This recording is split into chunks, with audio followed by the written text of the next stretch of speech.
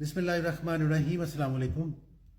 अपनी नेकियों को, सदक़ात व खैरात को ज़ाया ना होने दें। ये किस तरह से ज़ाया होती हैं?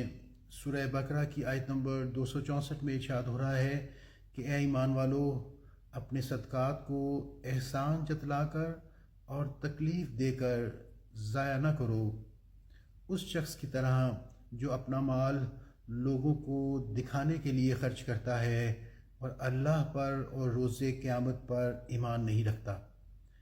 इस आयत मुबारका में वाज़ह तौर पर उन लोगों की निशानदेही कर दी गई कि जो लोग नेकी करने के बाद एहसान जतलाते हैं और नेकियां सिर्फ़ इसलिए करते हैं कि लोग उनकी वाह वाह करें।